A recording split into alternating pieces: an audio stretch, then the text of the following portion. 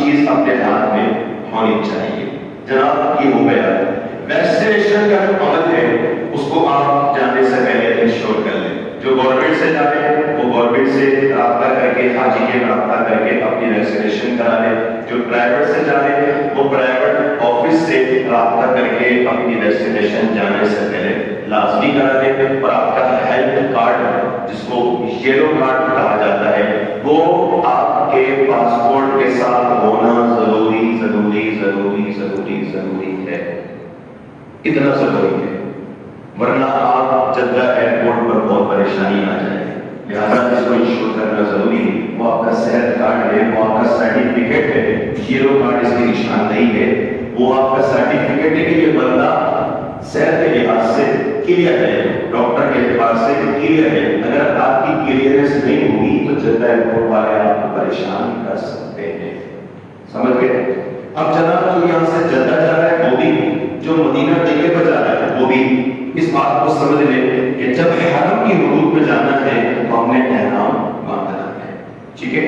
ہم اپنے گھر سے نکل گئے، سکھر ایئرپورٹ سے جا رہے ہیں یا کراچی ایئرپورٹ سے جا رہے ہیں۔ کراچی ایئرپورٹ سے جا رہے ہیں تو یہاں سے ہم بائی ٹرین یا بائی روڈ سفر کریں گے، وہاں پر جائیں گے۔ سکھر ایئرپورٹ سے جا رہے ہیں تو یہاں سے ایئرپورٹ تک جانے کا ہم ٹرانسپورٹ کا انتظام کریں گے۔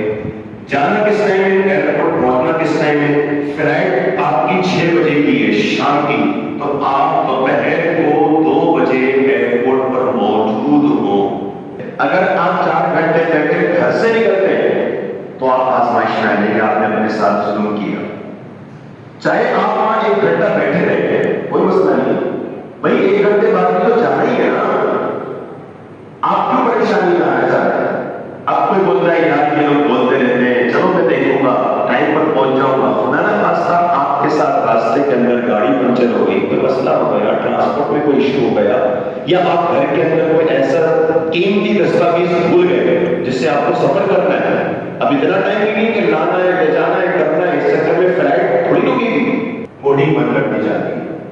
اب جناب آپ کے پاس رش بھی ہے، بورڈنگ پر لائن لگی ہوئی ہے، 100 بندے کھڑے ہیں، 101 نمبر میرا ہے، اب میں چاہتا ہوں جلدی کام بھی ہو جائے۔ ایسا کاغذ آپ کا ہو گیا کہ جس پر کوئی آپریشن آ گیا اور فلائٹ پر جو آپ کی بورڈنگ کر رہا ہے کوئی لیڈیز خاتون ہے یا مرد ہے جو بھی بیٹھا ہے کاؤنٹر پر، وہ کہہ رہا ہے یار آپ کا یہ مسئلہ ہے، گورنمنٹ سائڈ پہ کھڑے ہوگا، اب مجھے بتائیں